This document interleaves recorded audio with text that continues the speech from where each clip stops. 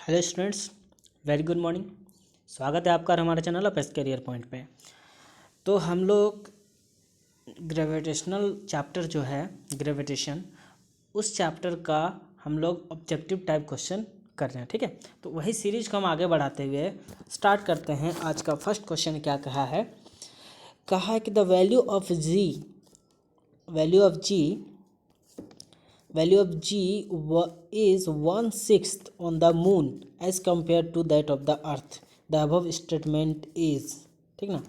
कहा है कि वैल्यू ऑफ G क्या होता है, 1/6 होता है, ऑन मून होता है। तो G का वैल्यू 1/6 मून पे होता है। बोला ये स्टेटमेंट करेक्ट है या नहीं है। तो हम लोग क्या बताए थे कल, हम नॉन ऑफ दिस बताए। जी का वैल्यू ना कभी बढ़ता है ना घटता है, 6.67 × 10⁻11 रहता है ना। तो ये जो रहता है ये तो कांस्टेंट रहता है, तो ये 1/6 का सवाल ही नहीं होता है। तो ये जो वेट है, एक्चुअल में वेट 1/6 हो जाता है वहाँ पे मून पे। ठीक है, तो ये जो है स्टेटमेंट सही नहीं है। ठीक है, तो हम लोग देखते हैं ट्रू है, फॉल्स है, partially true or not find out yet. तो ऐसा कुछ नहीं कि अभी तक फाइंड नहीं किया गया है। ये क्वेश्चन तो पूरी तरह से ये फॉल्स स्टेटमेंट है, क्योंकि जी का वैल्यू यहाँ पे कंफ्यूज करने के लिए दिया है। अगर वेट बोल देता 1/6 तो वो सही था, लेकिन यहाँ जी का वैल्यू पूछा है, इसलिए कन्फ्यूजन नहीं है। तो ये सिंपली हम लोग answer option number B will be correct answer. ठीक है, आते हैं नेक्स्ट क्वेश्चन पे। क्या बोलता है, how does the force of gravitation between two object change when the distance between them is reduce to half. तो हम लोग फोर्स क्या पढ़े थे कि फोर्स इज इक्वल टू पढ़े थे कि जी इंटू m1m2/r², ये चीज़ पढ़े हैं फार्मूला में। अब बोलता है कि distance between them is reduce to half. अब ये जो r है इसको हाफ कर देते हैं, तो r/2 का स्क्वायर हो जाएगा यहाँ पे। ठीक ना, तो जब r/2 का स्क्वायर हो जाएगा तो देखिए r²/4 हो जाएगा। ये जब स्क्वायर करेंगे तो देखिए अब क्या होता है कि फोर्स जब हम लोग करते हैं तो यहाँ क्या हो जाएगा, जी हो जाएगा, यहाँ m1m2 हो जाएगा बाय r²/4 हो जाएगा। तो ये 4 ऊपर चला जाएगा, तो ये 4 टाइम्स यहाँ लिख सकते हैं। मतलब क्या हो जा रहा है कि 4 गुना ज़्यादा हो जाए। रिड्यूस टू हाफ ये गलत हो गया, बिकम्स 1/3 ये गलत हो गया है, बिकम्स ट्राइस ये भी मतलब 3 गुना है, ये भी गलत है, बिकम 4 टाइम्स। ये जो है option number D will be correct answer, क्योंकि r/4 अगर था तो ये 4 उठ के ऊपर चला गया तो 4 टाइम्स हो गया था फोर्स का। ठीक है, तो इस तरह से हम लोग कहते हैं कि यहाँ पे ये कितना हो जाएगा, 4 गुना हो जाएगा, 4 टाइम्स हो जाएगा। ठीक ना, तो option number D will be correct answer. Next question क्या कहा, what happens to the force between the two object if the masses of both the objects are double. अगर डबल हो जाता है, देखिए कितना अच्छा कंसेप्ट है। फोर्स जो है यहाँ पे जी इंटू m1m2/r² होता है। अब बोल क्या रहा है कि अगर ये मास भी डबल हो जाए और ये मास भी डबल हो जाए, क्या हो जाएगा, 2 2 4 हो जाएगा, तो यहाँ 4 टाइम्स ज़्यादा हो जाएगा, यानी 4 गुना हो जाएगा। तो फोर्स विल गेट हाफ, गलत। फोर्स विल गेट 1/4, ये भी गलत। Force will be get twice, ये भी गलत। और यहाँ पे नेक्स्ट क्या पूछा है, बताया है कि फोर्स विल गेट 4 टाइम्स, तो ये हो जाएगा आपका करेक्ट आंसर। देख रहे हैं ना किस तरह से हम लोग बस एक फार्मूला को समझना है और वही फार्मूला से सारे आंसर को देने हैं। ठीक है, तो आप लोग फार्मूला समझिए, कंसेप्ट को समझिए, ताकि ये सब बनाना बहुत ही आसान हो जाए। ठीक है, नेक्स्ट क्वेश्चन क्या कहा है, बोला है कि the distance between two particles is decreased. मतलब आर जो है, देखिए फोर्स, देखिए कितना अच्छा कंसेप्ट है। फोर्स जो होता है जी इंटू m1m2/r² है। तो देखिए आर का वैल्यू अगर डिक्रीज कर रहा है, देखिए डिक्रीज कर रहा है, the gravitational force between them, अब ये फोर्स बढ़ेगा या कम होगा, इंक्रीज होगा, डिक्रीज होगा, या फिर कांस्टेंट रहेगा, क्या होगा एक्चुअल में। तो हम लोग यहाँ देख क्या रहे हैं कि अगर ये जो फोर्स है, ये जो है distance between them will in decrease, अगर इसका वैल्यू डिक्रीज करे, देखिए हम इसको कंसेप्ट बताते हैं। मान लेते हैं कि मास को अगर हम लोग मान लेते हैं ये 10 था। ठीक है, अब मान लेते हैं divided by distance between two object कितना था, 5 मीटर था। तो ये देखिए 5 2 जा 10 हो गया यहाँ पे। ठीक है, फोर्स मान लेते हैं 2 है, लेकिन अब यहाँ पे 10 तो ऊपर में है। अब इसको हम 5 को घटा के अगर 2 कर देते हैं तो कितना हो जाएगा, 2 5 जा 10। तो ध्यान दीजिए यहाँ पे, यहाँ 2 था अब यहाँ 5 आ गया, इसका मतलब क्या है कि अगर नीचे का पार्ट डिक्रीज करेगा तो ऊपर का पार्ट क्या हो जाएगा, इंक्रीज करेगा। इसका मतलब क्या हो गया कि जो फोर्स है वो क्या होगा, इंक्रीज करेगा। आप समझे ना, नीचे वाला पार्ट जब भी डिक्रीज करता है तो उसके ऊपर वाला जो क्वांटिटी होता है वो पार्ट अपने आप इंक्रीज कर जाता है। तो ये एक एग्जांपल से आप लोग को बताएं, ठीक है।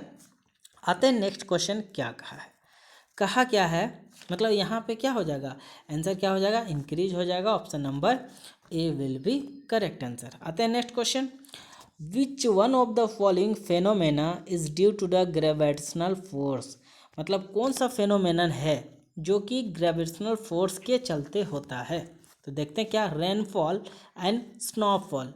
तो ये क्या है, ये होता है ग्रेविटेशनल फोर्स के चलते रेनफॉल भी होता है। अगर यहाँ पे वाटर ड्रॉपलेट हैं तो क्या होता है, यहाँ पे फोर्स इसको क्या करता है, अपनी तरफ अट्रैक्ट करता है तो रेनफॉल हो जाता है, ठीक है। स्नोफॉल भी वही होता है, ठीक है, बर्फ़ का गिरना। अब आते हैं टाइड्स इन ओशियन। तो कल ही हम आपको बताए थे कि ओशियंस में जो टाइड्स होते हैं वो मून और अर्थ के बीच में जो ग्रेविटेशनल फोर्स के चलते होता है, तो ये टाइड्स प्रोड्यूस होता है। Next, movement of the satellite around the planet. अब क्या होता है कि प्लेनेट अगर मान लेते हैं ये अर्थ है, ठीक ना, तो इसके चारों तरफ जो एक ऑर्बिट बना हुआ है, तो सैटेलाइट इसके चारों तरफ रिवॉल्व करते रहता है। तो क्यों रिवॉल्व करता है, एक फोर्स काम करता है, इसको force of attraction between two bodies. तो इसको हम कह सकते हैं कि ये भी ग्रेविटेशनल फोर्स के चलते सैटेलाइट भी काम करता है। मतलब इसका मतलब तीनों अगर हो चुका है, मतलब option number D will be correct answer, that is all of this, ठीक है। आते हैं next question, gravitational force is. अब ग्रेविटेशनल फोर्स जो है किस टाइप का है, weakest force, strongest, short range force और नॉन सेंट्रल फोर्स। तो ये क्या है आपका सबसे वीकेस्ट, ठीक ना, सबसे वीक फोर्स होता है, सबसे कमज़ोर बल होता है ये, ठीक ना, जिसको फोर्स कहते हैं। तो option number A will be correct answer. Next question क्या कहा है कि फोर्स ऑफ ग्रेविटेशन, ये फोर्स ऑफ ग्रेविटेशन क्या है, ये directly proportional to the A में है, ठीक है, ए है, बी है, ये सी है, ऐसा समझिएगा। Directly proportional to the product of masses of two object. देखिए क्या था एक्सप्रेशन, फोर्स जो होता है वो क्या होता है, जी इंटू m1m2/r², यानी कि प्रोडक्ट ऑफ टू मासेस पे ये करेक्ट हो गया ऑप्शन नंबर ए। बोलता है inversely proportional to the product of two masses. तो ये तो डायरेक्टली प्रोपोर्शनल है, ऊपर वाला पार्ट डायरेक्टली होता है, नीचे वाला पार्ट इन्वर्सली होता है। तो ये तो डायरेक्टली फर्स्ट सही था, सेकंड गलत हो गया है। नेक्स्ट सी क्या कहा है, सी कहा है कि directly proportional to the square of the distance between two object. तो यहाँ पे डिवाइडेड बाय r² था, यानी ये इज इन्वर्सली है, तो ये आपका डी सी भी गलत हो गया। डी क्या कहा है कि inversely proportional to the square of the distance between two object. तो बात सही है। देखिए तो यहाँ पे ऑप्शन नंबर ए और जो ऑप्शन नंबर डी है वो करेक्ट हुआ है, यानी कि देखिए जो फोर्स बना था जी था, और डायरेक्टली प्रोपोर्शनल है m1 m2 का, और इन्वर्सली प्रोपोर्शनल है r² का। तो फर्स्ट स्टेटमेंट था directly proportional to product of their masses, और लास्ट जो ऑप्शन दिया हुआ था वो बोला है inversely proportional to the square of the distance between them. मतलब ये आपका ऑप्शन नंबर ए और डी करेक्ट है, तो मतलब यहाँ option number A will be correct answer, A और डी दोनों मिला के सही। आते हैं नेक्स्ट क्वेश्चन पे, बोला है कि सपोज अ प्लेनेट स्टार्ट श्रिंकिंग। कोई भी प्लानेट है, ठीक ना, प्लेनेट जो है ये क्या करता है, इतना बड़ा था, अब ये श्रिंक करके छोटा हो जाता है, ठीक है। अब ये श्रिंक करके छोटा हो जाता है, तो अब ध्यान दीजिए कि क्या है, पहले रेडियस मान लीजिए इतना था, अब रेडियस कम हो जा रहा है, मतलब कम हो रहा है, इसका मतलब जी का वैल्यू क्या होगा, जी का वैल्यू बढ़ता चला जाएगा, ठीक ना। अगर श्रिंकेज होके छोटा हो जाता है उसका जी का वैल्यू बढ़ेगा, यानी कि यहाँ पे हो जाएगा इंक्रीजिंग, ठीक है। Option number C will be correct answer. आते हैं नेक्स्ट क्वेश्चन, क्या कहा है, value of G at the Mount Everest is. एक बात आप समझ लीजिए कि मान लीजिए ये अर्थ है, ठीक ना, ये अर्थ सरफेस है, ये सरफेस है। अगर यहाँ पे एक माउंटेन है, इस तरह से मान लेते हैं ये सरफेस है, तो आप देख सकते हैं यहाँ पे एक कंसेप्ट देते हैं कि जी का वैल्यू मैक्सिमम आपका सरफेस पे होता है। अगर ऊपर जाएंगे जी का वैल्यू डिक्रीज करेगा, ऊपर जाएंगे तो भी, और नीचे आएंगे जैसे इसके ऊपर गए तो भी, और इसके नीचे आए तो भी जी का वैल्यू डिक्रीज ही करेगा दोनों केस में, लेकिन एक लेयर जो है इसका सरफेस पे क्या होगा, आपका जी का वैल्यू मैक्सिमम होगा, ठीक ना। जी का वैल्यू मैक्सिमम कहाँ होगा, अर्थ सरफेस पे। अगर इसके ऊपर जाते हैं तो भी जी का वैल्यू घटेगा, नीचे आते हैं तो भी जी का वैल्यू घटेगा। अब देखिए क्वेश्चन क्या कहा है। क्वेश्चन कहा कि value of G at the Mount Everest, यानी क्या है, अर्थ है और यहाँ पे माउंट एवरेस्ट एक पहाड़ है, सबसे इसके पीक पे क्या होगा, तो मतलब अर्थ से ऊपर जा रहा है, सरफेस से ऊपर जा रहा है, जी का वैल्यू क्या हो जाएगा, डिक्रीज करेगा, ठीक है। तो ऑप्शन नंबर हम लोग देखते हैं, विल बी डिक्रीज, यहाँ पे क्या है, लेस देन ऑफ जी, मतलब जी से भी कम होगा यानी डिक्रीज करेगा। तो option number B will be correct answer, ठीक है। आते हैं नेक्स्ट क्वेश्चन। बोलते as we move above the surface of the earth the value of G will be, तो जैसे ही सरफेस पे से ऊपर हम लोग जाते हैं जी का वैल्यू क्या होगा, डिक्रीज करेगा। हम अभी बोले अर्थ से ऊपर की तरफ जाएंगे तो भी डिक्रीज करेगा, नीचे जाएंगे तो भी डिक्रीज करेगा, मतलब यहाँ पे आपका आंसर हो जाएगा decreases. Option number D will be correct answer.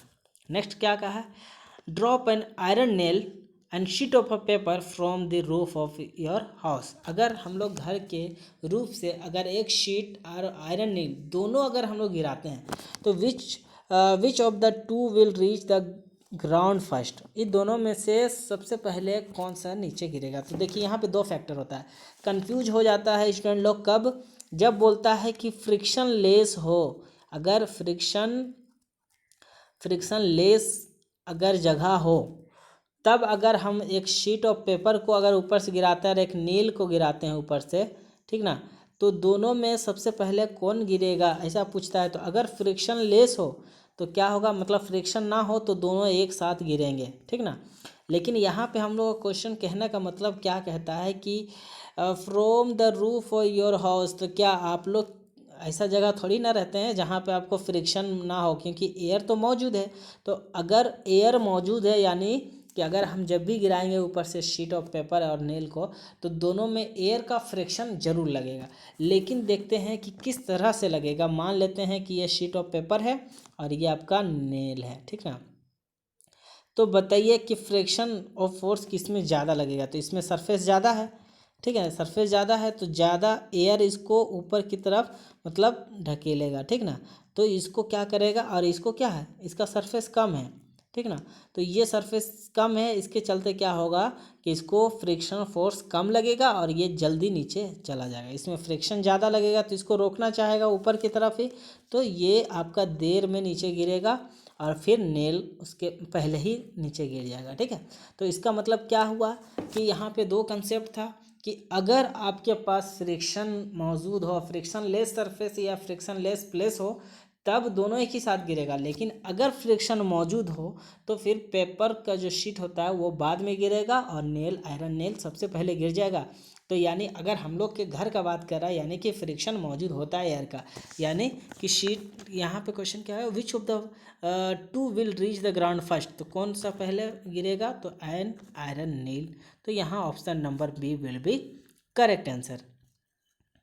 Next question क्या कहा कि फाइंड द इनकरेक्ट स्टेटमेंट, इसमें से इनकरेक्ट स्टेटमेंट कौन सा है, the value of G at the surface of the earth is 9.8, तो ये तो करेक्ट बात है, जी का वैल्यू 9.8 मीटर पर सेकेंड स्क्वायर होता है, तो ये आपका करेक्ट हो गया। दूसरा क्या, value of G decreases with height, ये भी आपका करेक्ट है, क्योंकि जैसे जैसे हाइट होता है, हम आपको बताए थे कि अगर ये सरफेस से ऊपर जाने से भी जी का वैल्यू घटता है, नीचे आने से भी जी का वैल्यू घटता है, सिर्फ मैक्सिमम होता है आपका सरफेस पे ही, यानी कि आपका बी भी करेक्ट होगा। और सी क्या कहता है, the value of G increases with depth. देखिए अब यहाँ पे हम क्या बताए थे, ऊपर जाने से भी घटता है, नीचे आने से भी घटता है, तो यहाँ तो नीचे आने से लिख रहा है कि इंक्रीज कर रहा है, तो ये आपका हो जाएगा रॉन्ग है। तो यहाँ पे क्वेश्चन क्या था, question find the incorrect statement, जो इनकरेक्ट हो, मतलब इनकरेक्ट कौन सा हो गया, ऑप्शन नंबर सी हो गया इनकरेक्ट आंसर। मतलब यहाँ पे जो इनकरेक्ट पूछा है तो option number C will be correct answer.